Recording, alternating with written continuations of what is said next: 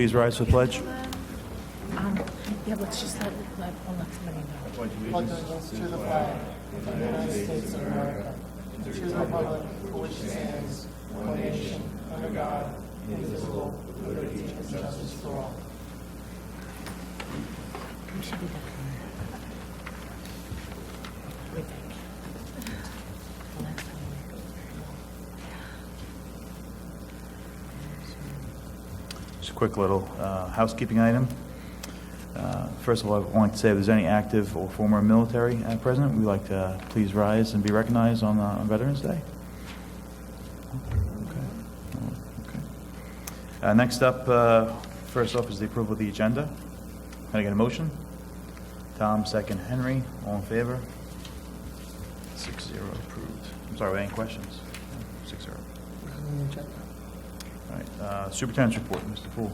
Good evening, everyone, and thank you, Mr. President. I'd like to thank all of our veterans. Yesterday was Veterans Day, but I want to share a few things that happened across the school district for Veterans Day over the past week or so. At the middle school, teachers collaborated to host a veterans breakfast with our students. The veterans were able to offer the Pledge of Allegiance. 8th grade students listened to stories and experiences of 6 veterans from various branches of the military. Our chamber ensemble and jazz band played for them. The National Junior Honor Society at the middle school collected treats to be gifted to the Rocky Point VFW, and a school-wide honor wall was created where students, faculty, and staff honored a family member who served in the military.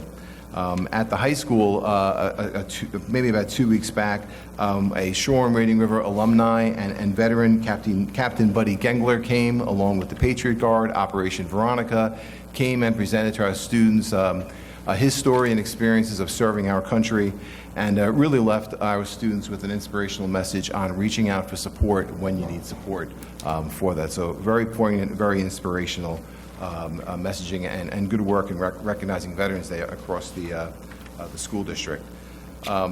Just before Halloween, the high school integrated theater program visited the Miller Avenue School and presented Safe Halloween. What a wonderful peer education program where high school students act out safety skits for the Miller Avenue students and they ask questions. That was a great learning tool for both the students and both sets of students, and I feel like there's some future teachers at the high school by their questioning skills of the younger students.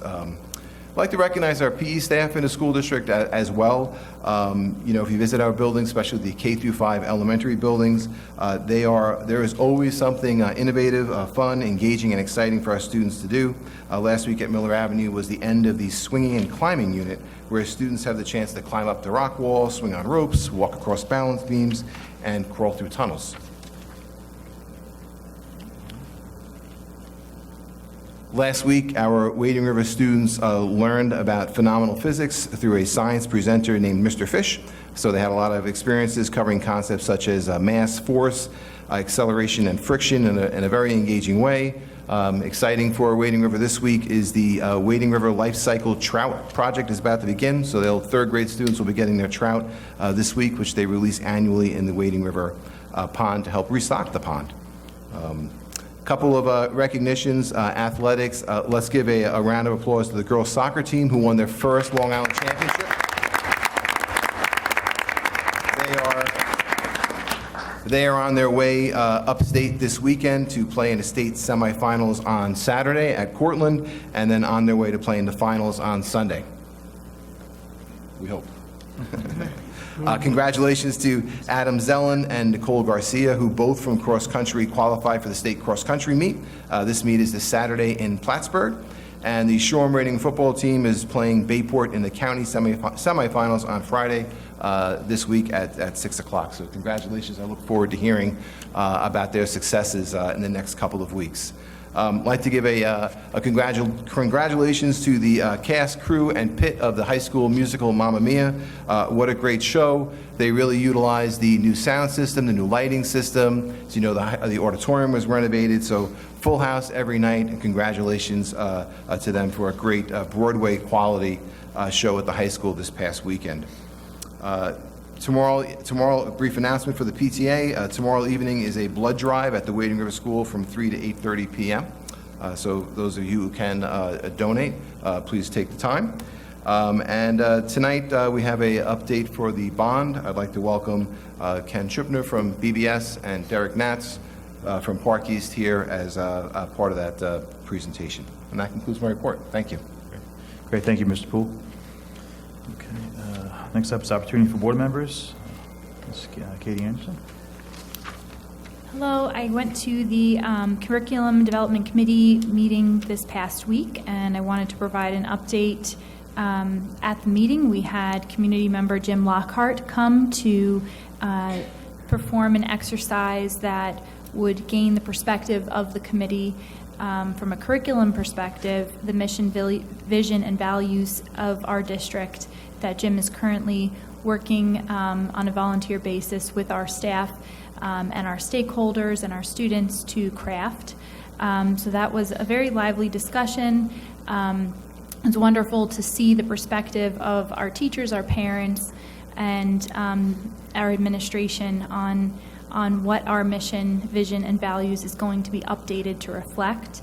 We were also given a presentation by Mr. Meinster on the student achievement and performance, the same update that we were given at the last board meeting here. And we were also given an update on the space program that our students are working on. So we were really excited to hear that you are going to be presenting at this meeting, and I can't wait to hear all about it. Thank you. Great, thank you, Katie. Okay, any statements from residents? No? Okay, all right. All right, next up, student and staff recognition. Mr. Poole? Great. We'll start with the Student Spaceflight Experiment Program finalists. I'd like to welcome up Dr. Meyer.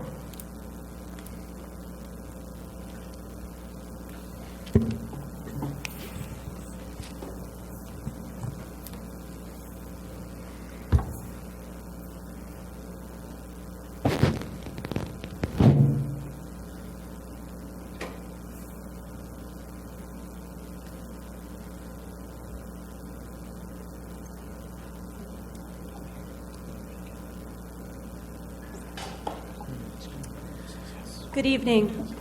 A team of Shoreham-Wading River teachers in grades 5 through 12 have been collaborating on an exciting opportunity for students in the Shoreham-Wading River School District.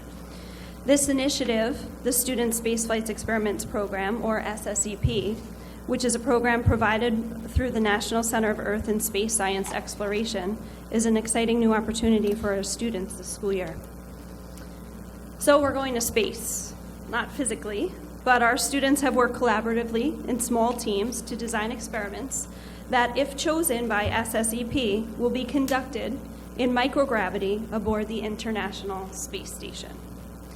The program is designed to provide students with an authentic experience to engage in the science and engineering practices that are a part of the New York State learning standards. One of the major objectives of this program is to replicate the competitive environment in the field of STEM research. Through this program, students have collaborated to design an experiment of any kind to be conducted by their team on Earth while simultaneously being conducted by astronauts at the International Space Station. This program would truly not have been possible if it weren't for our co-director and Long Island sustainability teacher, Mr. Nohill, our science research teacher, Mrs. Schaefer, our elementary math coach, Ms. Wern, and our secondary librarians, Ms. Kalin and Ms. Hansen. Our building principals, Mr. Pugliese, Mr. Van, and Mr. Parinello, and our Director of Humanities, Ms. Wallbauer, have continued to support our teachers to make it to this rapidly approaching finish line.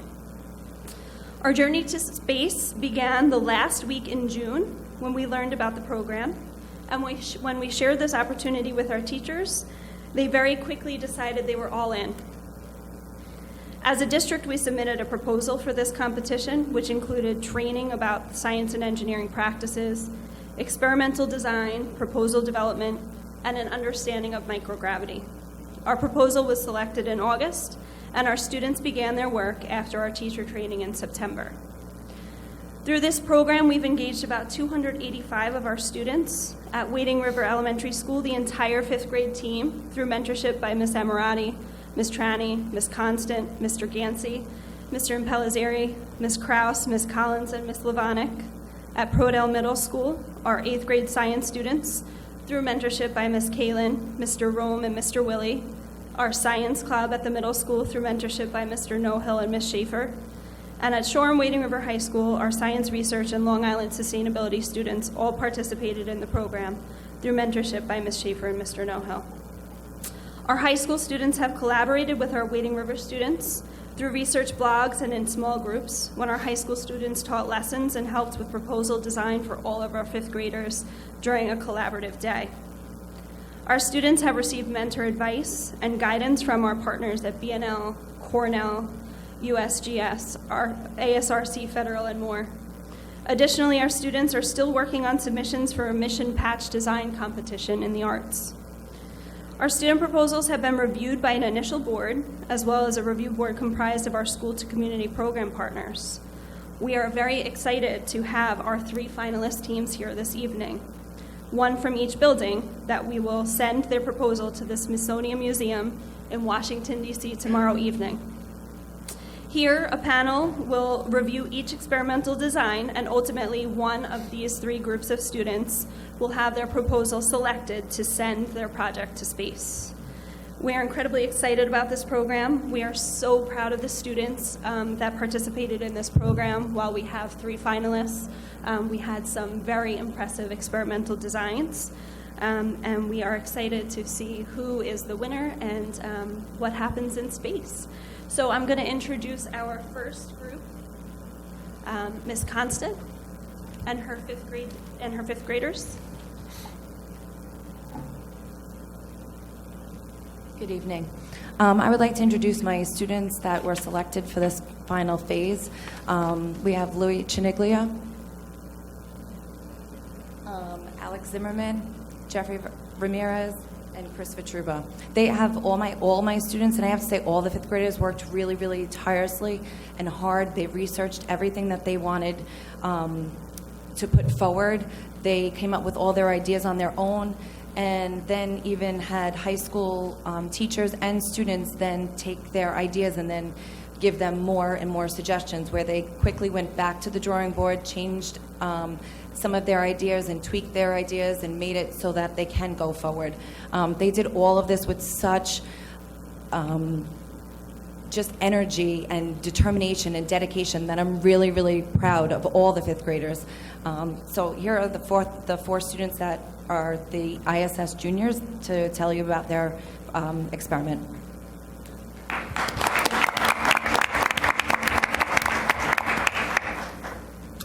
So our experiment was to see if it would a lima bean would go longer or shorter in space or on Earth, and our decision was that it would take longer for the lima bean to germinate in microgravity compared to Earth.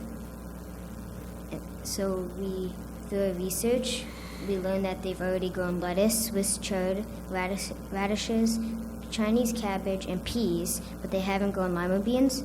So we thought it would be a good idea so they can have healthier food than just having canned food. So the lima beans would give them vitamin B, vitamin C, calcium, vitamin B6, zinc, and magnesium. So we want the astronauts to be able to eat healthier in space. Awesome.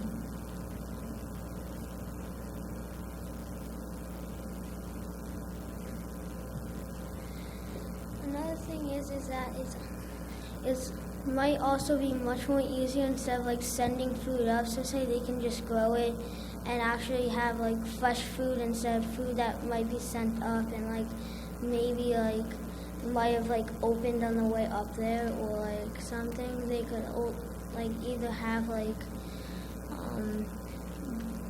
not like beans that won't grow that long, so they can eat and like maybe grow other stuff to like make like foods together, like maybe like salad, or like maybe they could even like try growing other stuff and and test it to see if like maybe like up there while it's growing it might also like get you sick or something and then like affect your health. Thank you.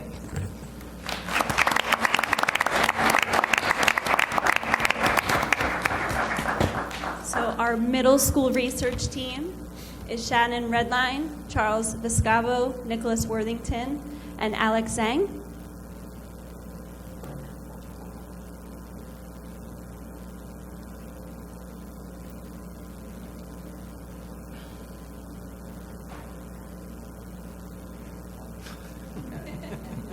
All right, so our project deals with the germination of carrots within microgravity.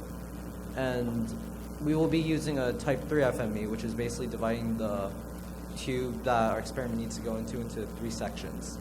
We will have rock wool in the first section and place our carrot seed within there, water in the middle section along with some sort of nutrient to help the carrot grow, and a fixative to be able to stop the experiment. We decided to test carrots in microgravity due to their vast vitamins, nutrients, and vitamins C and A. These vitamins can provide health benefits such as prevention of diabetes and improved vision. We also took the germination time factor into idea, which it takes roughly 1 to 3 weeks, which is about the time span we have for the experiment on the ISS. And that's about it, yeah. No problem.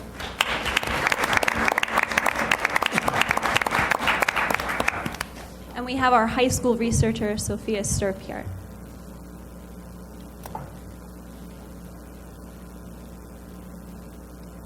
My experiment was on putting cancer cells in space. I chose to work with colon cancer cells. Have been some studies done on colon cancer cells in space before, both in simulated microgravity and in real microgravity. But these results often contradict each other and they're not very consistent.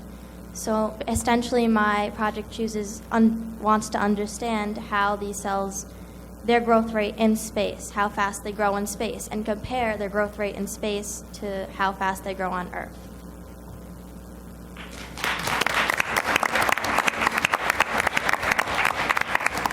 So these are just 3 examples of the many wonderful proposals that were submitted, and we are so excited to hear who gets selected to send, and we'll keep you posted. Great, thank you. Thank you. And I'm just going to step up for just a minute because I know that Dr. Meyer will not take credit for her own work in this role, but I cannot say enough about the time and energy that Dr. Meyer has put since this opportunity came our way, the tireless hours, the coordination, professional development, support of the teachers, in really making this project come to life and doing all of the back work that nobody ever sees, but basically would be impossible to have this project move forward without. So I just want to make sure that we're recognizing Dr. Meyer as well.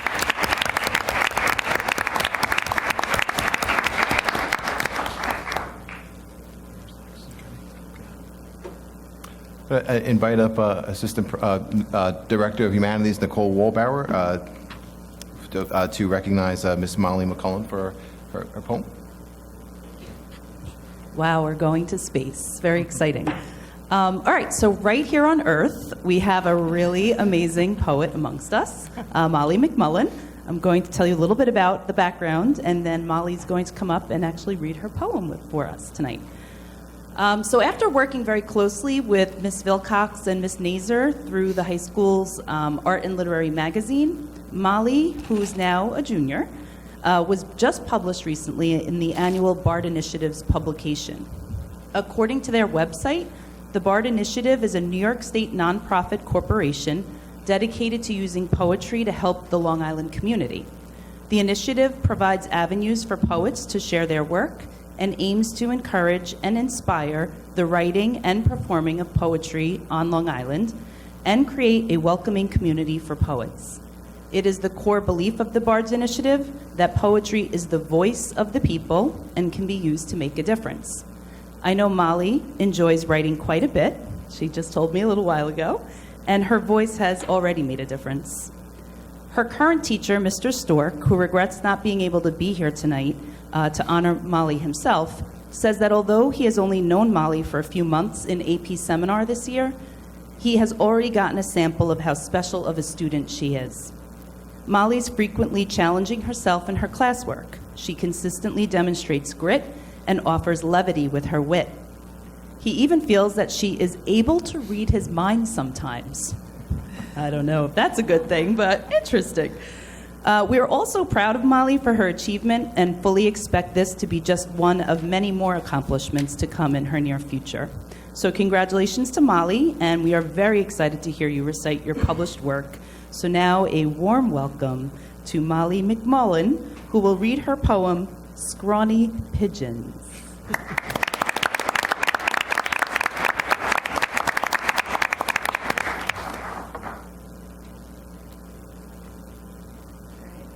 would just like to say thank you for having me here.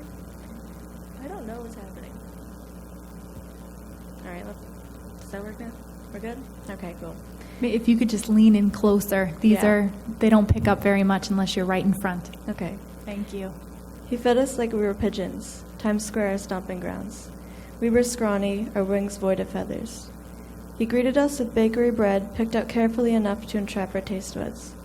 He was the man with the money, the one who made sure to feed us breadcrumbs when we could see our fragile bones.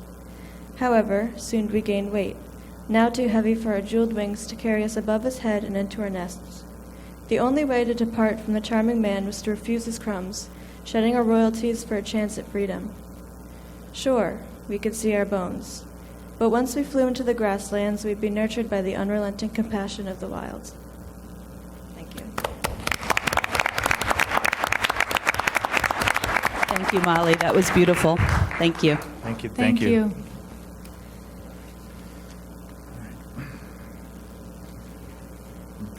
All right, next up is reports and reviews. SWR High School Student Government Report. Right. Mr. Lunia, thank you. It's actually a brief change. We're going to postpone the student government report for the evening, but I do have tonight 4 representatives from the National Honor Society. They're going to report on the great work that they do. We have lots of students in the high school doing lots of great things all the time, but one of the bigger groups that really is involved in our building in so many ways and so many community service projects that really give back to our community is the National Honor Society. So tonight we have with us the president, Will Cutnella. We have our vice president of school events, Ben Carrier, the VP of peer tutoring, Jacob Vogel, and then Stephanie Searing, the secretary of the National Honor Society. So I'm just going to invite them up and let them tell you all the great things that they've been up to.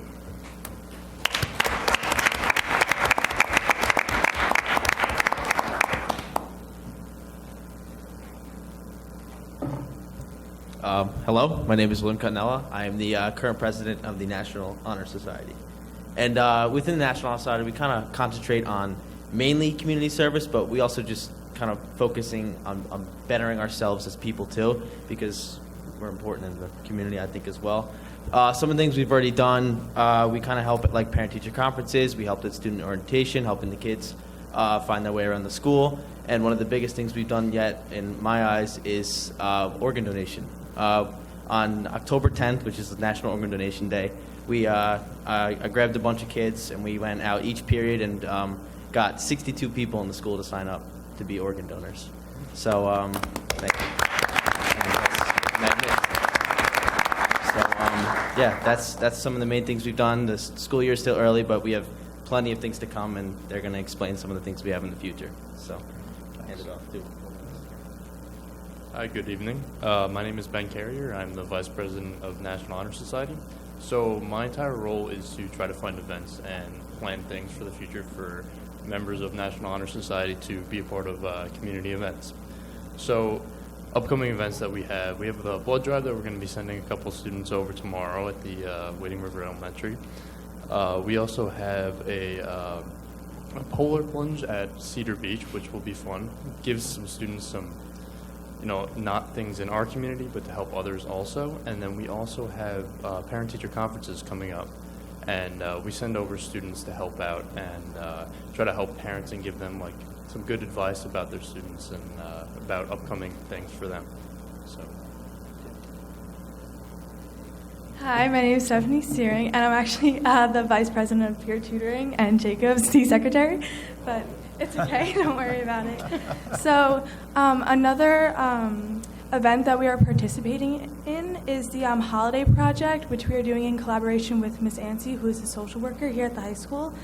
So each year we have a Christmas tree in the pit that is decorated with ornaments. So they're paper, and on it is written an anonymous family, so they're assigned a family number and gifts, and these gifts are for people in our community who maybe don't have the money to give Christmas gifts to their children. So we put this tree up in the high school, and anybody in the high school is allowed to take an ornament from it, and there's a gift listed on it, whether it's like a toy or a clothing item, and it is put on the tree for anybody in the high school to take, and it is put up more closer to Christmas time, and then at the end everybody will hand in their gifts and they will be given to the people in the community who need them. So that's one thing that National Honor Society helped with. So we wrote out all the ornaments, and we're going to be helping set up the tree. And also, National Honor Society offers free tutoring, so I help in organizing that. So anybody in our district can go to their guidance counselor or teacher and ask if they need tutoring for any subject at all. And our guidance counselors talk to Ms. Lavasco, who contacts me, and I ask anybody in National Honor Society if they're interested in tutoring in any subject. And I have so many kids in National Honor Society ask me all the time if they can tutor in math or science or history or English. So a lot of people in National Honor Society are really eager to help other kids in our community. And currently we are tutoring in Algebra 1, Geometry, and Chemistry. But again, we are also looking for more students, and this is a completely free, and we make sure all of our students are proficient in whatever they tutor in. Is the tutoring only for high school students? Or No, the it's district for wide? anybody in the district. I know we tutor kids from the middle school as well. What is the communication to parents at the elementary level? I'm not so sure about that one, but I will ask Ms. Lavasco, and I'll see if we can send out maybe an email to or talk to the principal of the elementary school to get it more of like a district-wide thing. Great. Thank you. All right. Hi, I'm Jacob Vogel, and I'm the secretary of the National Honor Society. And we've talked about a lot of the great events that we have and have planned, but one thing that we also haven't touched on yet is actually our members. And like Mr. Holonia said, we're a very large organization. We have we have 60 plus kids in the organization, which, to put things into perspective, is slightly less than a third of the student body in the 12th grade. So it's really a testament not only to the academic successes that these people have, but more importantly, their service opportunities within the community.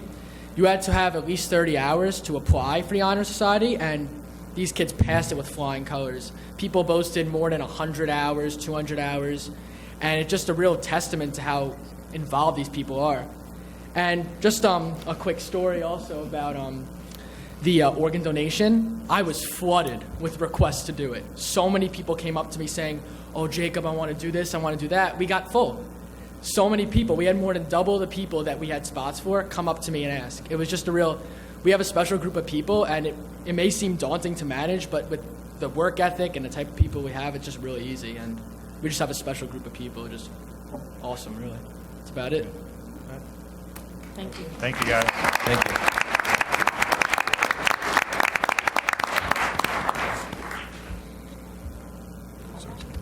Thank you. That's pretty. Really nice to hear. Call up Mr. Arcuri. I know tonight we have a 2015 bond project update.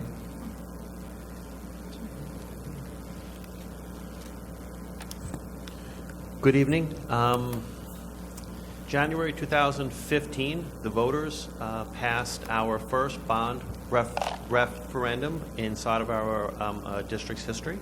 So that was the bond renewal, Restore the Pride project. I am very, very happy to report that we're coming way down to the home stretch in that project. We are down to the punch list for the Phase 2 of the high school work, and there's only a small portion left. Tonight, Mr.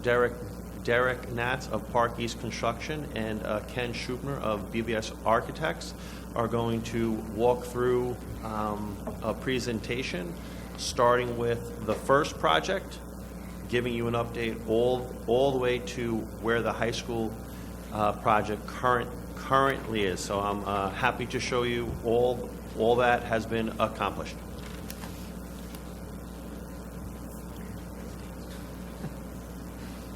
I was just told some of our earlier guests are going to be departing, so give us a few minutes until everyone. Best part.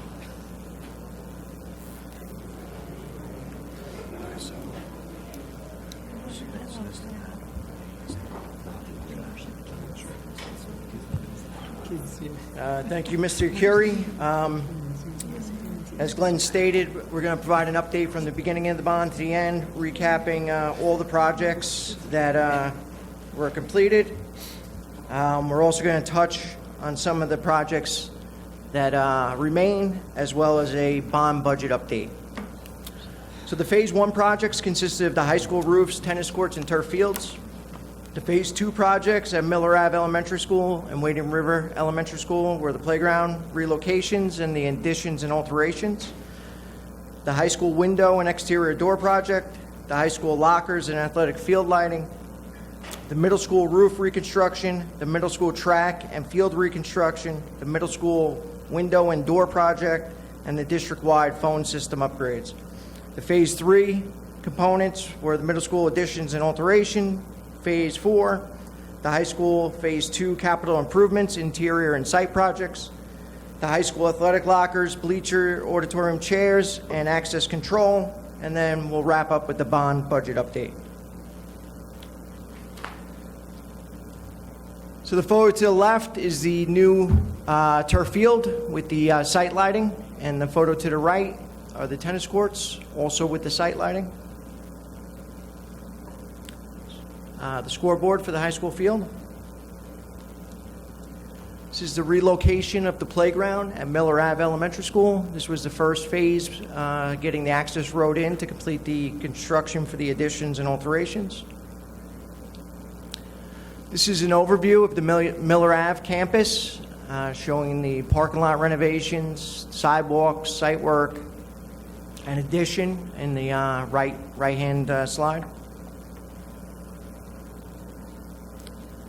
as well as a roof replacement for the existing building. To the left is a new addition classroom. To the right is the existing library renovation for Miller Ave.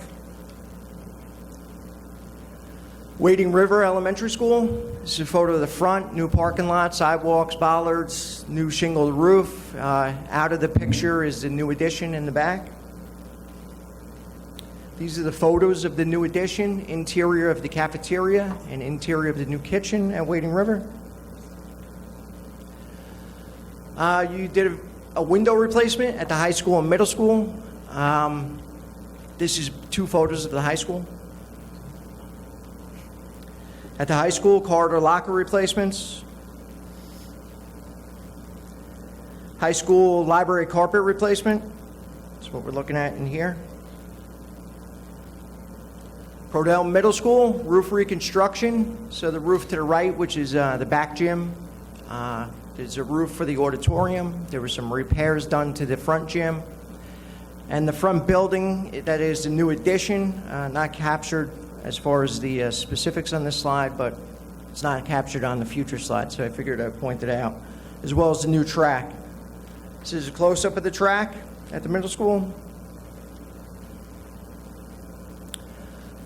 Crodell Middle School additions and alterations, as I stated in the previous 2 slides ago, that was the new addition in the back. This is the front of the building with the new site work, concrete sidewalks, driveways. The slide to the right is the new parking lot in the rear of the building. This is the new library renovations in the existing building. And these are some interior shots of the new addition. The cafeteria to the left, the serving line to the right. This is in the back of the serving line where they prepare the food and cook it. These are the main office photos at the middle school. And 2 gym resurfacing of the gym basketball courts.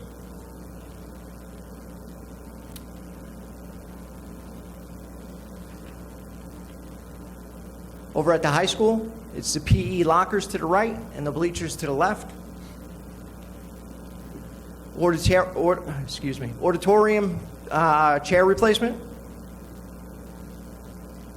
This is an overview of the entire high school lot. This is the new parking lot that was done this summer to the right. The field, turf field in the back. You can see the tennis courts in the way back. Also some roof replacements at the high school.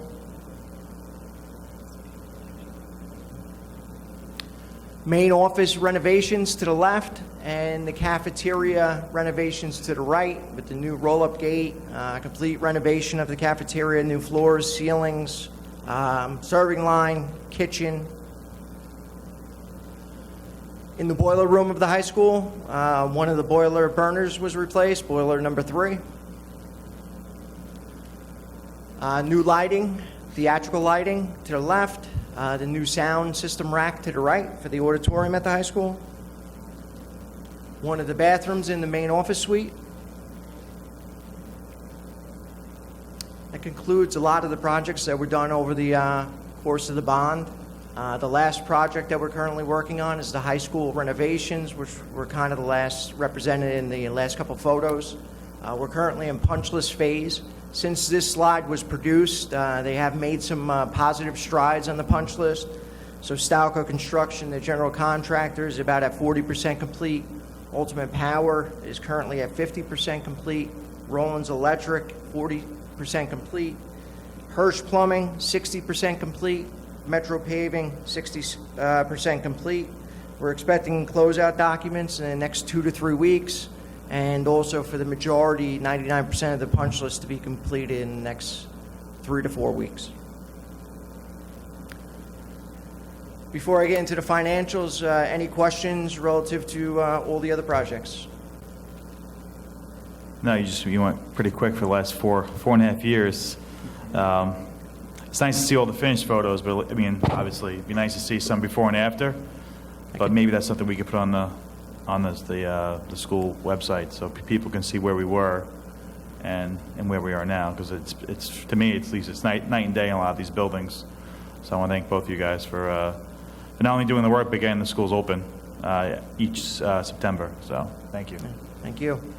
And we could definitely work on something to help the district with that. I'm sure between BBS and Park East, we have before photos, and we definitely have after photos. So putting something like that together shouldn't be a problem.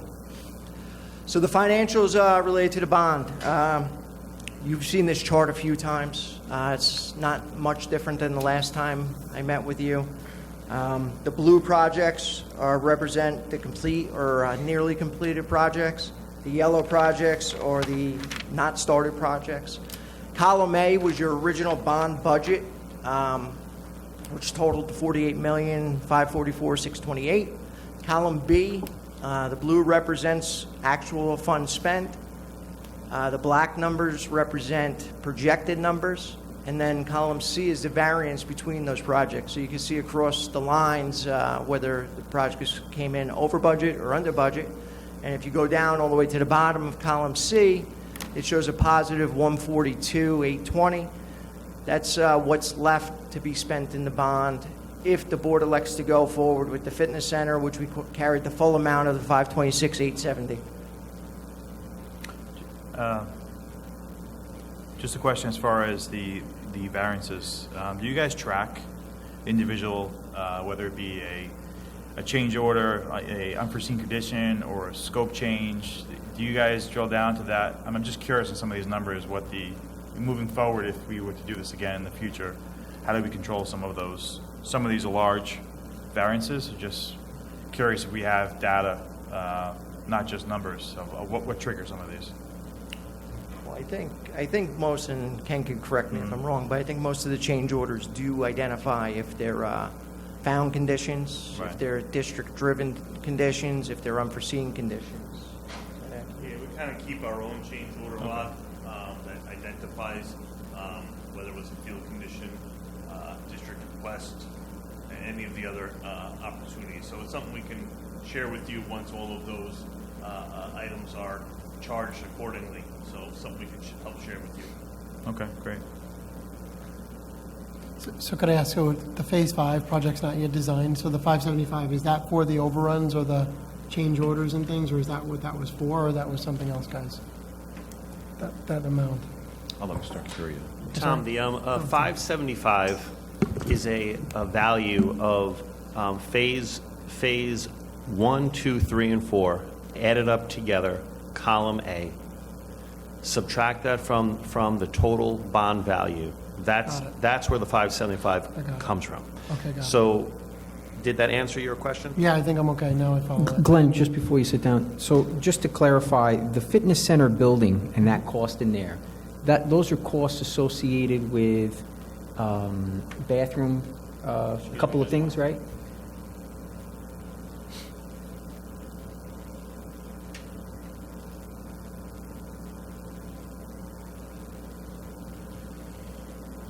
The 526 incorporates renovate the toilets for ADA accessibility, roof replacement. Now, it's important to point out that this building, the bond title line is warehouse fitness center building. So it's just not for the fitness center. It's important to point out that is also the warehouse. That's the building next to it? The warehouse is actually underneath. Under it. Okay. And then behind the fitness center is the maintenance building.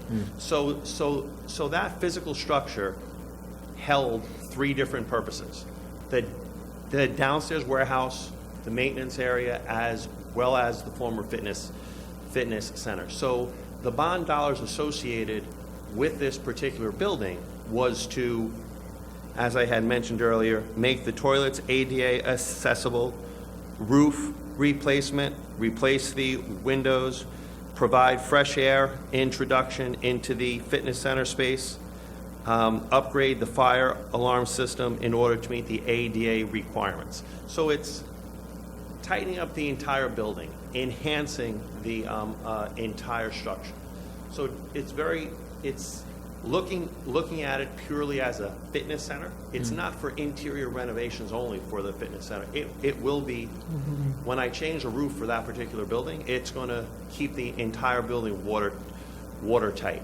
In addition, there is a small maintenance building to the south of this particular structure. There was also a little less than $90,000 put in order to replace that asphalt shingle roof, which is well beyond its life. Okay, so this doesn't include any structural work whatsoever? No structural work. That was a never intended. Right, this predates any... It does. Okay, thank you. Yep. Any other questions? So just a follow-up, Glenn, on the fitness center then, but I thought we were told that we need it in that building, so it doesn't cover like the flooring and other things that were necessary? I remember reading, that's why I'm just curious. In order to change that space from a intended use from small group instruction, which is 49 people or less, to a large group instructional fitness center space, which would be greater than 49 people, that is where there was additional steel structure needed that would only have to take place down in the warehouse area. So performing the work outlined inside of the bond, nothing will be redone. If it turns out that we want to continue to go forward with modifying the space to meet the large group instruction needs, we would just have to add steel supports inside of the warehouse space under it. Does that make sense? I think so. So it's a separate item, is what It is definitely Okay, a separate just item. I think it's important to point out that when these items across the board, the bond in its entirety were identified, that dates back to 2014, Well, in 2013. 14. So a lot of these items date back many, many years ago. Okay. So where that's a more recent occurrence, so within the last year or so. 2017, 18. Yeah. So that's why I just wanted to clarify, those are the structural In the ballpark. modifications that I was referring to. That's right. In the ballpark for that fix, or to upgrade the center, it was roughly just, what was that number? To do the Steel, steel that's at right. that time was approximately 180 to 200,000. That was an estimate. We had never gone out to bid, never got No, an that's fine. actual value. Not going to hold you to it. Okay. So that's ultimately, if this is part of the bond remaining funds, if we finish the fitness center, what I'll call the roof and the other components, then the only other remaining item to turn into a large center would just be that one piece. That's all I'm asking. Is that right? Yes, you want to put the steel supports in for the wrestling. That's what I was asking. For a wrestling Okay, perfect. center. Yep, okay, great. So that's the only other item. That's, okay. Just confirming. Thank you, Glenn. I wanted to understand what's in that Yeah. number. Where are we with the state aid for all the projects? Are we, State aid, we are close to wrapping up the district-wide telephone projects. We are waiting on a few more pieces of paper in order to begin the state aid filing for that. And the middle school project, the papers are in process. We hope to get them by the end of November, get all the state aid forms filled out, and get it into the 2021 runs. so it's typical, it's a year year out, after. typically? Yep. Okay. We are receiving aid on all of the projects that were eligible, that we have submitted filings on. So we are not behind on, and we are, Miss Calianoni is right on target with, the second the project can be filed for, I don't think she gives them an extra 72 hours to hold us from getting our money. So she's right on top of getting it for us. Okay. Other questions? Are they done? Yeah, you guys are good? Oh, That's it. you have one slide left? Okay, I just had one more question after. I can wait. He's done. It's just you. Oh, yeah, right, so it goes back to my always closeout question, having done a lot of these projects. Documentation after the fact, as-built documents, maintenance information for the existing staff that are operating, let's say the burner on number 3 you mentioned. All of that stuff is provided to the district as a hard copy, or there are also electronic files that are turned over to us? For every project, from every contractor, the district will get a hard copy and a digital copy of the closeouts associated with that contractor. Okay. So every single project, every single contractor is required to give a hard copy and a digital copy. We vet them. We also hold them in-house in case the district misplaces them in the future. They could always call and we could pull up the documents. Goes to BBS, who does a second vetting of them. Then it ultimately goes to the district, and they don't get their final check, the contractor, until it goes through that process, and then they're ultimately turned over to the district for use over the next 20 years, probably. Okay. And items like the main office area for the high school, for instance, I know for SED purposes, when we filed, we provided a floor plan, a plan layout, probably call out number of circuits and things for electrical, so I'm just using that as an example. If there are any changes during construction that occurred, does someone go back and mark up those plans and then provide it back to the, so in other words, is it the contractor that's doing those markups? Yes. And is BBS updating their drawings, or are we just updating the information on the original drawings, in which case the original drawings still aren't exactly accurate? The contractor is responsible to provide an as-built drawing. Typically, they'll use BBS's drawing. They may redline them. Some of the more sophisticated contractors will redo the drawing. We do look at the as-builts to make sure that they're done appropriately. Right. And then those get turned over to the district as built drawings. So any modification, any major change should be identified on those drawings. So the as-bilt's a hard copy, not the digital.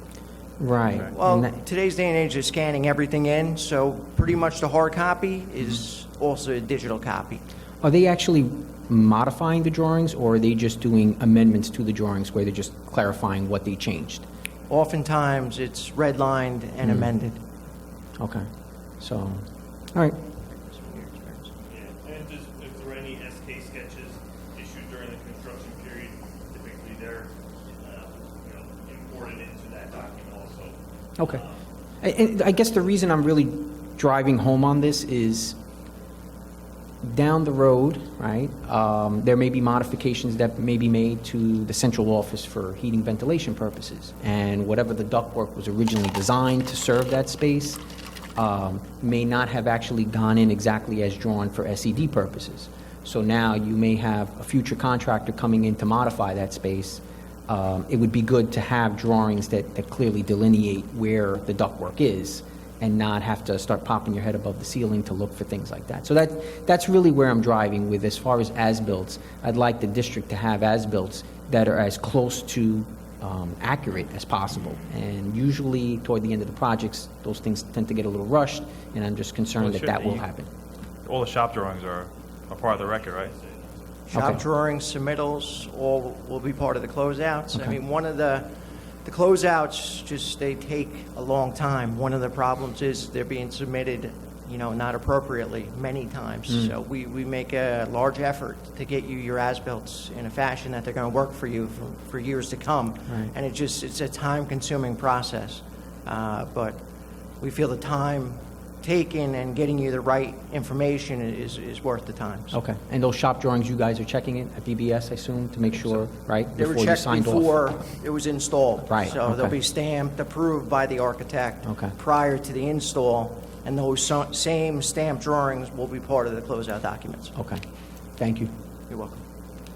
Any other questions? Thank you. Thank you. Thank you. So we're going to move forward with the warehouse fitness center, maintenance center project. We do have that is already drawn and designed by our architects. It's been up to SED. The SED has approved that project, so we are able to go out to bid for that. Great. Get that work done. Sounds good. And what's the timeline? Are we looking for that? Do we have an approximate timeline? I think Glenn? we're, Approximate timeline, we are looking to get the ad inside the paper this Friday. Put it out on the street for what we normally do, maybe 2 to 4 weeks max. I will talk to Ken tomorrow. And we will hopefully award the first meeting in December, or the only meeting in December, or the first meeting in January. Oh, okay.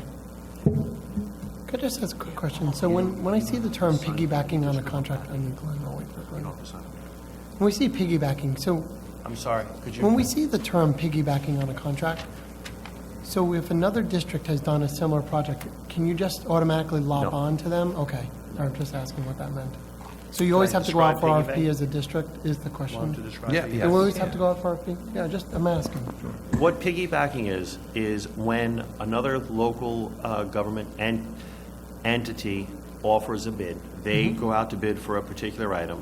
If they put language in that allows that bid to be open for other local governments to take advantage of, we then have the ability to piggyback on their bid. So let's actually use tree work. Smithtown Central School District issued a bid for tree work. Tree work is a very hard item in order to secure because there isn't a local government contract like a BOCES or an Ed Data contract. So when Smithtown issued that bid, they put language in that allowed local governments to take advantage of the prices that they had received for their specified work. So that is one of the contracts that we've taken advantage of, where we asked the Board of Education for authorization via a resolution stating the Smithtown Central School District issued a bid for tree work on such and such a date, was awarded to such and such a company, and being that the bid contained language that allows for the piggybacking under GML Law 105, the district now is received this proposal based on that pricing structure. That's what allows us to piggyback. So a bid has to have language. So when there's a construction project that's specific to a task, not a service. When we are piggybacking on the Bayshore Union Free School District bid for construction work, they went out for certain types of general construction. They obtained a fee structure for whether it be demolition, whether it's installation of finished carpentry. Those prices were awarded, again with piggybacking language. So when we take advantage of general construction for a company called Renew, we are piggybacking on a pricing structure that was received by the Bayshore Union Free School District when they went out to bid. So you know where I was going with this question, thinking about the roofing that's needed and things that we've done. do we have past vendors that we could piggyback on an existing contract? Is that how that philosophy works? Or No, not a that past procedure? contractor. We will actually look to see if there is a contractor that is on a contract in order to do shingle work. Depends But- on the complexity of the project, I would think, right? Yes, but usually, Tom, when it's an entire building like that, Yep. you'll get a much better price because you're bidding out an entire project. Okay, I'm just asking how it's No. used, and it looks like it's sort of... It's still specific kind of to the vague me in task. terms of when it's And used you and also when- want to find an opportunity where the scope of work is very similar to what we would be doing, because, for instance, you could piggyback off of Smithtown or another high school, but the specifics to that project might cause more downtime. Maybe it's harder to work in that area. So when we piggyback, the district would be looking to see, is it a competitive bid? Right. Are we better off just piggybacking off of that, or specifically going out to bid for that project? So like Mr. Lewis said, the complexity of it sometimes determines whether we want to bid it out outright, or if it's something simple enough for us to just go ahead and utilize an existing one. Yeah, thank you. I was trying to understand the criteria, because the speed to market, is it faster to sometimes piggyback on an existing, that's all I was Sometimes just it wondering. costs you inside a price. Sometimes it costs you in project specificity as well. But we take advantage of a lot of bids that do not have piggybacking language in them because they don't have to have specific language where board authorization is needed. Like everything on the ed data bid where all of the school supplies, that's all a pre-approved bid. We are allowed to purchase through that bid. Mhm. And that's taking advantage of a large cooperative purchase. Hopefully it Still don't helps. understand 100%, but I think I kind of grabbed some of it, but more to come on that one. But just wondered if we could take advantage of piggybacking on that construction project, Jerry. That's where that's headed. The warehouse fitness center, Mhm. is that, as opposed to going out to bid for the whole Correct. I project? didn't know if that would facilitate a quicker, that's what. If you look at some of the last board meeting and this board meeting, Yep. I have taken advantage of them when the price is in our favor. And when I get proposals where the cost is more, Mhm. you don't normally see them, and then I go out to bid. Okay, got it. Okay, thank you, Glenn. Glenn, if we go out to bid for the warehouse building, fitness building, maintenance building, we open up the bids at the end of the year, what would be the timeline for construction to begin and maybe end? The goal is going to be, since I'm doing roofs, it's going to be weather dependent on that portion. But the goal would be the quickest timeline, 3 months project from what I recall Mr. Schupner telling me last time. We anticipate 3 months max. It's not a big project. It is a compartmentalized project. You will have an electrical contractor for the fire alarm upgrades that are required. You will have a mechanicals contractor related to the fresh air requirements, and a general contractor that would more than likely be responsible for the roof work and the window replacement. It's the only thing I'll be up against right now is going to be the weather. So if we have a winter like we did last year, which I'm hoping for, we could be done in eight weeks. If we have a winter like we had 2 years ago, where there was 8 feet of snow, it could be 16 weeks, What's depending upon. the roof system on there, on that? Right now, I didn't even know you were still behind me. Why don't you go to the podium and save me? Could you step over to the podium, please? I did not know that you were here. Yeah, that roof actually isn't being replaced. It was one of the line items, so when we went back up there and reviewed the district files, that roof is actually still under warranty. So How many years are left? I'd have to go back and look. I don't remember, to be honest with you. Okay. What kind of system is it? Right now, it's an SBS modified bitumen roof system. Okay. So I'll double check with Angelo still here. We'll So if double it's- check the district files and get that roof warranty. But I don't think it was more than 8 years old, maybe. No, all right, so if it's that. So it's relatively there's new. no- So no- 8 years yeah. old. No abatement. 2013 or 8 years old now? I think it's 8 years old now. That's a good question. That'd be 8 Yeah. plus 6, 14 now. So, So is that part of this Ken, I think we Yeah, is that have, part- I think part of the we have 526 then? new information that's going to change that. I think there was some confusion at that time. So I'd rather get the firm date and show you the warranty papers, whereas recently, I think there's only 2 to 3 years left on the warranty for it. Okay. But Let's double check that. But the type of roof is more to that question that I did not know the answer to. Yeah. So the roof may be back in, potentially. Depending upon, I will, let us show the paperwork to go over the warranty period with them, because we have different, there was confusion as to what particular roof that warranty that Ken is referring to, but we will not replace something that is under warranty, Mike. I assure you that if it has many years of useful life left, we will not be changing it. And I think you mentioned it, Glenn. Is there any water infiltration now coming into that building? Not that I'm aware of. Okay, so. All right, and I think the only other lead time factor in that project would just be the rooftop unit that's being replaced. Other than that, the fire alarm system in the bathrooms, I think, are fairly quick lead time. So, as Glenn described, probably 3 to 4 months worth of construction period. When you say rooftop system, so are we sizing it for current usage as far as ventilation rates, heating and cooling? Yes, Or heating, really? the issue with that space was that it didn't have proper ventilation. Right. So this unit did bring in that required ventilation. Through that design process, I think we also considered air conditioning that space as a packaged unit. It was just an efficient use of that same equipment. So if I remember correctly, that became part of that project scope also. So you currently have it as potentially cooling the building? Yes. Do you have to upgrade the electric service at all? It'll work, okay. Yeah. Thanks.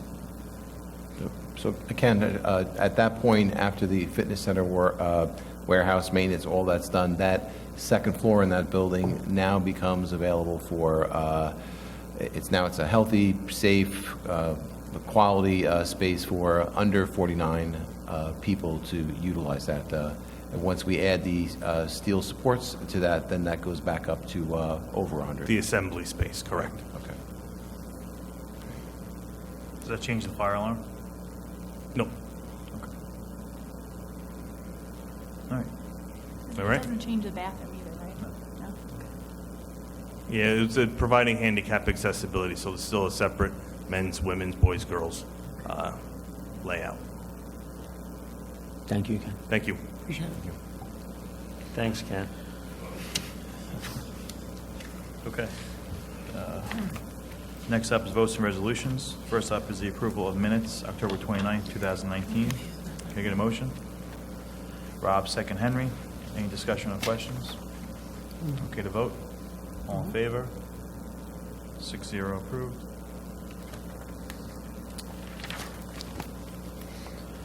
Adoption of resolutions. First up is the curriculum instruction and assessment resolution, 1920-155, approval of Nancy Kaplan, ED contract. Can I get a motion? Katie, second. Tom, any discussion or questions? Could I just ask what exactly this is? Is November 26th a special day, or is this just a normal staff? Who's it offered to? Just can you give us a little bit of color? So November 26th happens to be the middle school's parent-teacher conference day for staff. So the teachers obviously will be entertaining parents that day, but during that day, we have our student support staff that also are required to report, and we have been providing them on these days professional development targeted toward their work. This would be the teaching assistants, monitors, special education aides, and other support staff in the building, and we target professional development specifically toward their role and helping them in their role of supporting students and working under the supervision of their classroom teacher. So that is what November 26th is designed around. Okay. So the 26th is a Tuesday. No students At the middle school. Correct. 27th, they're in early. Correct. Early release. It's emergency. Emergency release, whatever. I think, Tom, if I could add, the thrust of that really is positive communication strategies, you know, and dealing with maybe students that need redirection in a positive positive Yeah, I manner. just, I didn't understand. It was kind of vague. That's all. Appreciate it. Thank you, Jerry. Any other questions? Okay to vote? All in favor? 6-0 approved. Okay, business and operations resolutions. I'm going to take these all separately, if that's okay. First one up is 1920-156. Can I get a motion? Katie, second Tom. Any discussion or questions? So I just want to affirm that, speaking of the piggybacking term, so we're using a piggybacking contract on this to, Glenn, you here? Okay. We're doing a piggybacking contract to take advantage of existing pricing for a previous project at another school system, right, for this? Not a previous project, a previous pricing structure that they received. So it's not actual our cost, No, right? so the That's what I'm trying to pricing understand. structure is like square foot cost of drywall, paint, and then we're just taking advantage of those square foot costs to do work in our building. Got it, by that same contractor, though? Yes, renewed. Okay, that's what I was wondering, okay. And go ahead, sorry. This is an improved price on as opposed to a change order with the existing contractor. Got it. And the emphasis around this was to do two things, right? Is in the offices, right, where we're looking at here. Is this one? Yeah. This one's at the high school. Yeah, the interior, okay, the interior offices. Okay, thank you. Any other questions? No. Okay to vote? Yes. All in favor?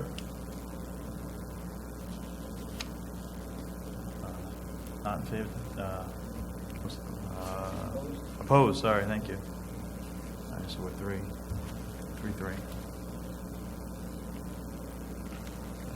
What was the count? 3-3. So, Good question, so what now? so what happens now? Can I ask that question?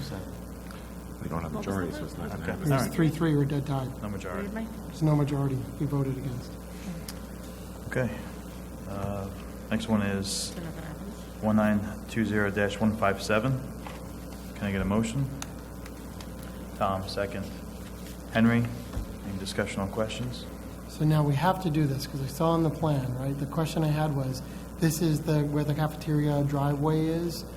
It needs to just have the curbs, I guess, redone. Is that right, Glenn? Meaning where it enters to the west, where the sidewalk is. There isn't ADA ramps to get to the north and south sidewalks from the cafeteria drive. So when people are coming out of the cafeteria trying to get up to the sidewalk, there isn't an ADA accessible option. Got it, okay. All right, clear. So it's on both sides of that? North and south. Gotcha. Yeah, it's both sides of that. I'm calling it the road, but I don't want to call it. Okay. Any other questions? No, I think you have to do it, right? I think it's mandated. Is that a mandate, Glenn? Is that a mandate on the district to do that or not? To be ADA accessible, it should be done. There's another curb cut on that. Say the one more There's time. another curb cut. The an curb ADA cut is on the access curb south cut. one from the street side. Okay. That meets the crosswalk. So when you're coming out of the building, you need to enter into the bus loop drive, but there's nothing on the north side. Gotcha. Is there a reason why SED wouldn't catch that in their review of the plans? We weren't changing the north side. The north side or the south side was a casualty of the water main break. So when we had to do the work there and we had to tear up the sidewalk, it could not have been part of their plan. Was there an existing ADA entrance on that sidewalk? Or they the- wouldn't have shown that the on the SED blacktop, plan? there wasn't an ADA cut. There was the blacktop was actually mounded up Oh, to just be a slope. Okay, But so they then when we would have redid- interpreted it as accessibility then in the review process? I see, okay. Any other questions? So if we don't do this, what happens? I know it's $9,500 and we're just, Nothing happens. so nothing happens if so there's not a state mandate on this to do this then? No, I think the issue is if a lot, even for the theater production this week, a lot of community members walk up that sidewalk, and when you walk up that sidewalk, it's a drop down of 6 or 8 inches, it's a step up of 6 or 8 inches. So families for concerts, it's just an ease of access and to facilitate people moving, up and out of the parking lot. Further north, is there an ADA entrance further north onto that curb? So you have to step up to get on the curb. Now we're just avoiding stepping down and stepping back up again. You are making it ADA accessible. You could say avoiding it. I'm saying that until it is But fine no, until... the initial entrance to the sidewalk is not ADA. If you enter the sidewalk by district office, where the closest parking lot entrance is, yes. And if you enter it all the way down by where the chain link fence ends, there is. So if you're saying it's where the original entrance is, Mike, to get to the north sidewalk, there are other ADA accessible ramps to get to the north sidewalk. But if you're walking from the cafeteria to get to the north sidewalk, there isn't an available ADA ramp there. Okay to vote? Yep. All in favor? Opposed? Okay, 6-0, approved. Okay, number 1920-158. Can I get a motion? Tom, second Katie. Any questions, discussions? Okay to vote? All in favor? 6-0, approved. Number 1920-159. Get a motion?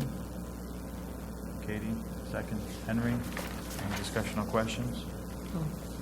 Okay to vote? All in favor? 5 opposed, 1.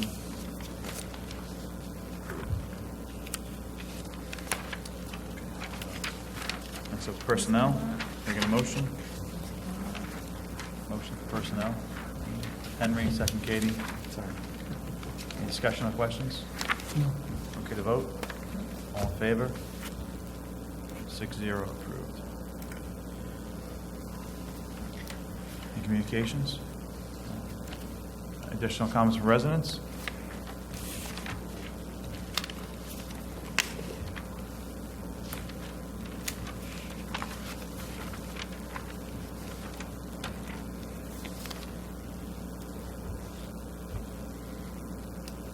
I'm Chris Joseph from Wading River. Last year, my daughter was in 2nd grade, and there were 7 sections with 1 inclusion class. This year, now in 3rd grade, there are 6 sections and 2 inclusion classes. I know a couple of students been added to the district, and what we have done is we have taken our class size and increased it. And I don't think we're doing a service to any of the students, whether the IEPs or anyone else, by doing this. And so I wanted to come here and ask the board, and ask Mr. Poole, we'll give you early enough and give you enough time to turn around and allocate some funding for next year's budget to turn around and add a 7th section to the 4th grade. So when my daughter gets up to 4th grade, there's actually a smaller class size, which is what Shoreham-Wading River school districts have been touting for quite some time. And I think it's beneficial to the school district, to my daughter, and all the students in the school. Thank you very much. Thank you. Thank you.